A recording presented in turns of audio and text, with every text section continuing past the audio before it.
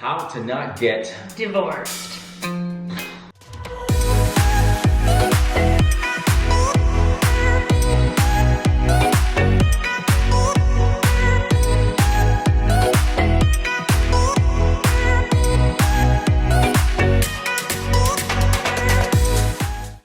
Alright guys, so welcome back. I'm Dele. And I'm Rebekah. So I know we're talking about divorce today, but guess what? We just celebrated our third 3-year anniversary. 3 years? 3 years? 3 years. Yeah, that feels like 30 years. I was gonna say, but no. So today we're talking about how to not get divorced. I wanted to say we're not professionals, but yes. Disclaimer: we are not. We can only talk about our experiences with things and pretty much how we've made it thus far and our struggles and XYZ. Our struggles. So I think we are professionals at our relationship. Professional in ours, that's right. You know, and not like we do the best things, but we try to make it work. You know what I'm saying? But no, for the most part, we just want to talk about what we do, what we've been doing for the past 3 years. Actually, we've been dating for more than 3 years, but we've been married 3 years. There's a big difference. We talk about that, dating and marriage. But we're gonna talk about the little things that we do to keep this marriage popping. You know what I'm saying? Popping. Yeah, we randomly get, a fair amount of relationship questions. What do you guys struggle with? How do y'all make it work? How do XYZ, whatever. And then we even got a request recently to do a how to not get divorced video. That's right. Or like talk about it or something. So we kind of brainstormed like what are the things that we think make things work, don't, whatever. So we of our 3 years of experience, that's what we're bringing to the table at the moment. She's saying that, I'm a professional. I got you guys. I got you guys. I'm gonna tell you. But no, so yeah, I think we have maybe some questions that we want to ask each other, or we can talk about it and see how we made it, if we have like a problem and how we resolved it. So yeah, and you guys can probably relate to that. Leave us in the comments and let us know if you're married or you're in a relationship. This can also cater to that too. Yeah. So because we kind of want to do like a first one like this. Oh yeah. But then like maybe the next one or one of the next ones kind of like planned like breakdowns of Oh things. snap! We talking about series? Coming up with some ideas, a relationship series. I like kind of gathered a couple of the questions, and then I figured we could just kind of go into delving deeper about our experience. I haven't seen these questions, so this is they're not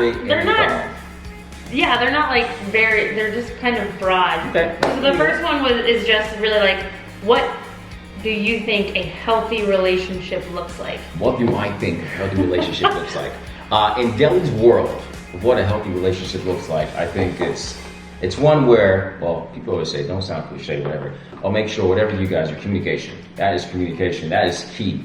We work on that some every now and then. We have different ways of communicating. Yeah. But for me in general, communication, I said, is number one thing, because, you guys are living in the same house, or you're living together, or whatever, you guys see each other every day. So what better than to communicate with, hey, listen, by the way, I'm gonna go out here today. If you guys share one car, make sure you communicate, because that can also be trouble. If you share one car, all of a sudden you wake up and the car is gone, no communication. He's saying that because we share a vehicle. I didn't say that, but I'm just saying in general, communication is key, because sometimes you might have things in your mind and you don't know what's going on with the other person. But if you don't communicate, so I'm saying communicate with each other so you can know what's going on in your mind, and that way it makes it easier rather than the person trying to solve a puzzle sometimes. So yeah. So good communication overall is what you would. Communication for sure. Communication. Yeah. What about you?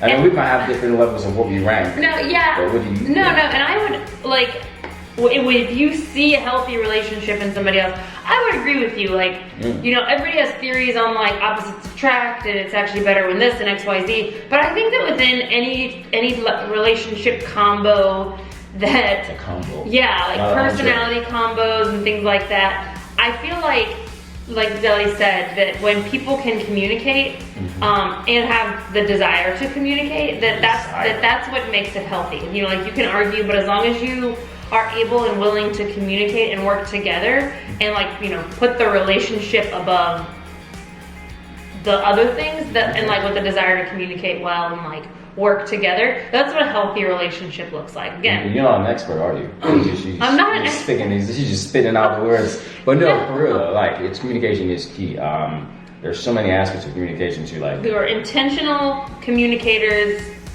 and relationship builders. Yeah, this works for people who are introverts or extroverts too. If you are an introvert, that doesn't mean you don't talk to somebody. If you're married, you have to talk to your spouse. Simple as that. Yeah. You know? I mean, it's not like you just like, yeah, we got married. And no matter what it is, like, if you're like, we never fight, we fight all the time, we're in the middle, we don't like talk about this. It's just like, I think overall good communication is like the number one thing that leads to a healthy relationship, regardless of the type actually. But marriage especially, like you said, like you're seeing that person every single day. You've got all the quirks and all the stress and all the annoyance and everything, and like you bring all your stuff to the table, they bring all of theirs. But if you're like intentional about working together to build this little marriage plant up. Okay, this one is kind of just down the road, but how do you build trust in a relationship? I'll let you answer that since ladies first. It's part of the relationship. She goes, how do you build trust in a relationship? Tell me about that. Good communication, for a start. Number one.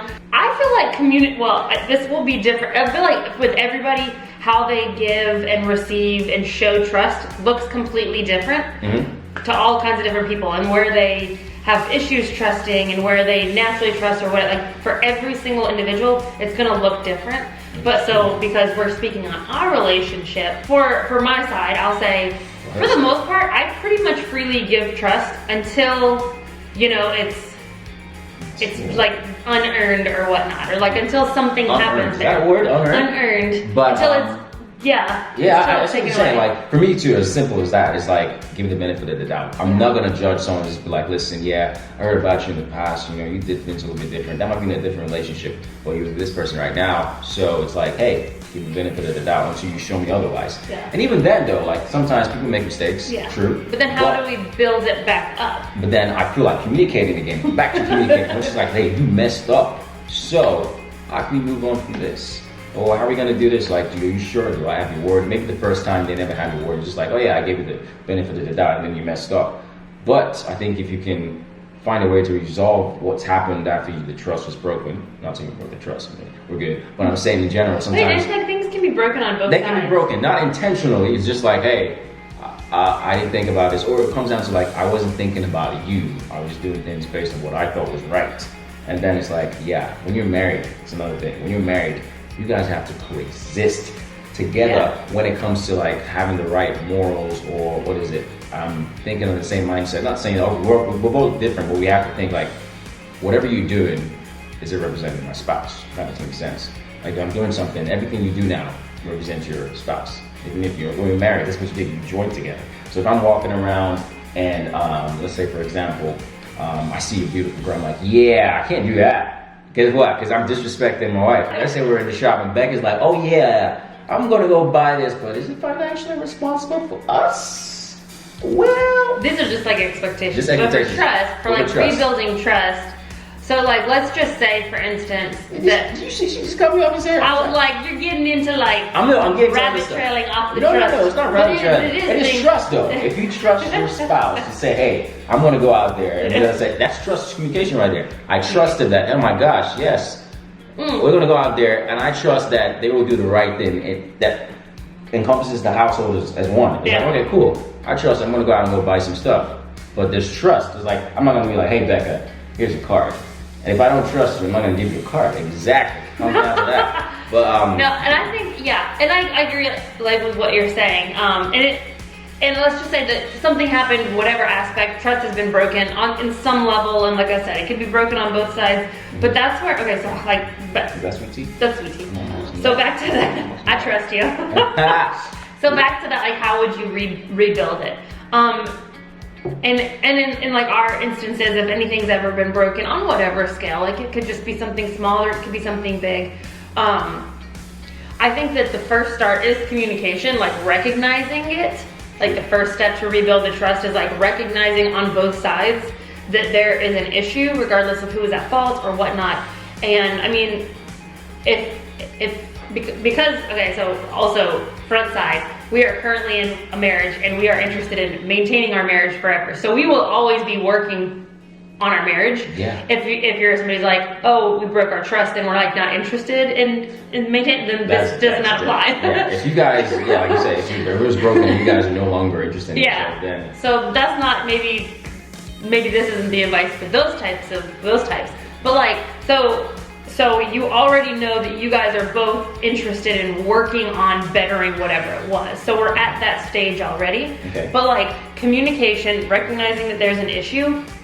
And I feel on the topic of what you said, like setting expectations and like as a unit, making sure that our expectations are the same. Because if they're not, then like somebody's understanding of what the bounds of trustworthiness might be different. Also goes down to be communicating, because sometimes you don't want to assume that someone has these right expectations just because you're married, but if you don't communicate about that, so it all plays that's back a problem. So good communication rebuilds trust, but yeah, being willing to work with your spouse and like Dele said, like sometimes you give your trust and then it gets broken, then you give it again and it gets broken, then you give it again and it gets broken, and that's your spouse, so it's like not being stupid, but also recognizing that like each other is human and we're going to mess up, and it's like a very fine line, but it all comes back to communicating and like making sure that like we understand the expectations we have for each other and that like we're in the same place, so that when that communication is properly laid out, we know where we're moving forward and like the bounds of what are yes and no's and XYZ. So I think. Are you married? I am. Give me good advice. Literally everything you do in marriage is about communicating. Like building trust, rebuilding trust. Rebuilding trust. That takes an action step also, and then no longer doing whatever it was. We also got this question about, sometimes people have different marriages, like, oh, here you go. People have different marriages and in different strokes with different people, but like for us, like people ask us sometimes, do you guys argue? Yeah, we argue. Not everyone, some people's marriages are quite different, and whatever works for them works for them. But yeah, we argue. We butt heads sometimes, and it's like, nah, I don't stop. Like we don't see things our way.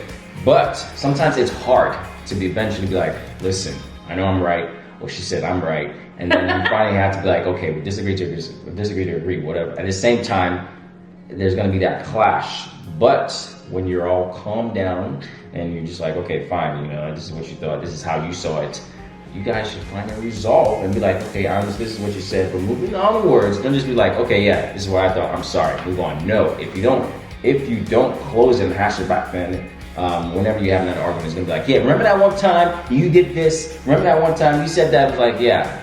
So always make sure whenever you have an argument, resolve it. However long that takes, maybe it's a week. Hope you don't do that. It sucks if you're living with a person for a week you don't talk. But I'm saying, like, make sure you hash it out and then communicate and say, this is how I saw it. And then if you guys can meet together, like, okay, I see your point. This is how you hurt me, or this is how I felt, and then move on. Yeah, I think it'll be good. Yeah. Okay, so next question. Oh, there's another question. So this is the last like pre-found question that I have. Oh, what is this? And it's kind of on the same topic, but so that was just how to rebuild trust. But how can you save a relationship? Falling apart, how do you save it? This is an interesting one. I'm no expert, but if you want to save a relationship, I think it goes down to, are you guys both willing to work? So if you guys both agree, like, okay, we have a problem, how do we move forward? I think it comes down to, we are both willing to figure out this together, and it's gonna take work from both sides. Not just one person's gonna save it. Both willing have to be like, okay, cool, let's work this out so we don't get a divorce. But if you give up, then obviously it's not saving it. Like, it's not easy. Relationship and marriage is not easy. It's not like it's not supposed to be like, oh my God, you got married, well, strawberries. But yeah, that's a strawberry. Watermelon sugar. But no, it's like, it's a full-time job. It's not just gonna be some easy gig. It's like, oh, I'm done. Yeah, that's it. It's something you have to literally work on every single day. You wake up in the morning, it's like, I always tell Becca sometimes, before we go tonight, what do I do? Like, kiss on the neck, whatever. But she didn't realize that. And one day I was like, hey, do you know what I do every night? She's like, what? I was like asleep because he goes to bed way later than me. But yeah, those little things like that, she probably appreciates. She doesn't know. Later on, it's like in my subconscious, because I was asleep. Yeah. No, but doing that, I'm like, whatever. But I'm saying little things like that. It's like you have to. It's like clocking into work. I gotta clock in from 8 to 5. You have to. If not, you don't get paid. If you're doing that, whatever. But I'm saying the same thing with the marriage. You have to take little steps to make sure you're building something strong. To where it's like, okay, this is worth it. When you guys work your vows, whatever, You guys said, I'm going to be in this till the end. It's not just something you say, it's something you actually have to do. So, yeah. It's tough, but it's good and worth it. You know what I'm saying? Yeah, and I'd agree, and just add to also, like you said, just like being. It's good sweet tea. It is good sweet tea. That's that Publix sweet tea. Shout out to Publix. We're not being sponsored, but we shout out.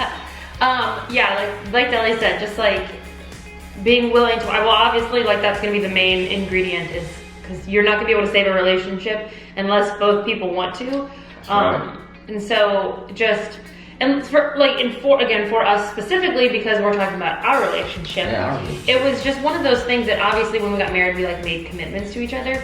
But one of the things that I think that we were very like raw and realistic in our expectations of like how things would be. And so, like Dele said, like everybody argues. Well, like not everybody argues, but I feel like a lot of people do. Some of it is like terrible and they're crazy, and how they communicate is all off. And some people are like normal, and some people are like, yeah, we argued that. Like everybody's arguing looks different. But like one of the things that we talked about a lot even beforehand was like being like realistic with our expectations, that like things are things are gonna keep getting harder. Like, we don't even have kids yet. It's like, yeah. Oh boy. And I was just like, things are gonna keep getting harder, and we're gonna keep growing to learning better how to like communicate with each other, but also press each other's buttons. And like, we're like, slowly, I'm gonna lose patience with you after 10 years. I'm no longer gonna be cool with you, whatever, fill in the blank. But at the end of the day, we were like, but this is something that we are in and we are committed to, period. So even like in the moments where it sucks and you're like, I don't think it's worth it. Oh yeah. Like we were talking about that earlier. Yeah. No, it's like, I was like, sometimes, Rebekah, there were times in your marriage where you'd be like, oh my gosh, this girl drives me nuts, or this woman, or this guy, whatever. And then you just like, I don't want to be around them. It's fine. That's normal. It happens. And then, you just have to do whatever you need to do. Like if you need to go for a drive, or if you need to go to the gym. My therapy is the gym. I was about to say, or go to therapy. Therapy, yeah. Like recognizing that you two are going to work on things is how, like, if you can save a relationship by being willing to save it. And so you're committed to each other, regardless of if this bad time takes a day, 6 months, 10 years, like recognizing that that's the relationship that you committed to. Sure. And like made promises to each other and things like that. So like if you refuse to get divorced, then that's how to not get divorced. But also being willing to like work on things for however long that takes, because it's gonna take forever. But yeah, recognizing that you are both willing to work on it, and then taking any and all steps possible to make it happen.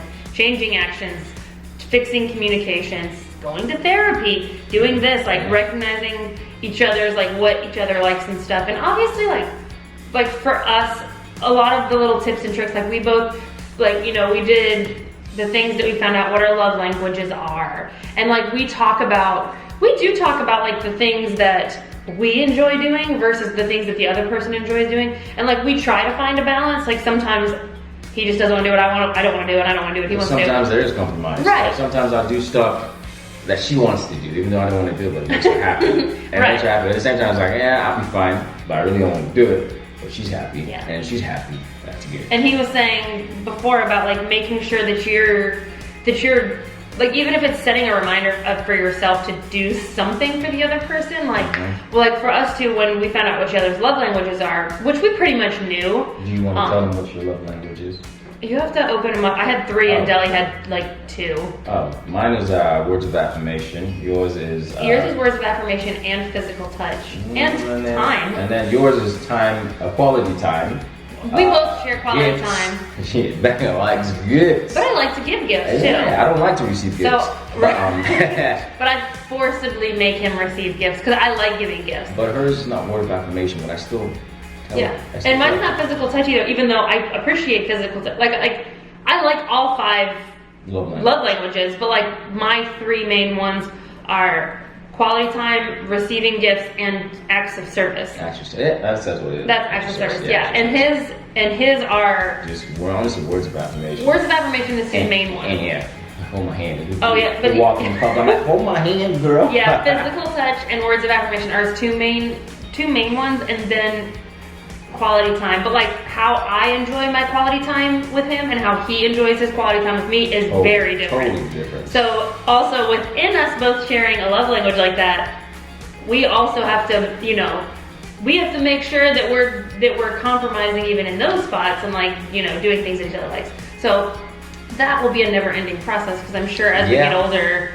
they'll change what we like to do. I still remember like when we first went to Busch Gardens. I don't like doing rides. I don't like theme parks, but I did it. And you really don't like being outside very much. I don't like being outside if it's not sports. Yeah. But I love being outside. Yeah. I'll like go for walks and runs and hikes and bike rides. Sometimes it's like, yeah, you can just go hang out with your friends while I just stay at home and work and whatever. So. But then sometimes he wants me to stay home with him, and like that's not a thing that I enjoy doing very much. Like not like that I don't like being with you, but like being home. Yeah. Like we're just. She has to be active, but you know we make it work. Like, Tiberi's like, listen. Oh, I forgot to add that. Rebekah's also love language is food. She likes to go outside. So this is what I do. Tactic for you guys. Rebekah says, hey, I want to go out and hang out with my friends. I'm like, nah, this time can you hang out with me? I'm like, and she's like, I'm like, we'll go out to eat after. Hey, there we go. She's like, fine. See? And not like I gotta hang out with you. It's more like we're just gonna sit here. But no, I'm doing that. But at the same time, though,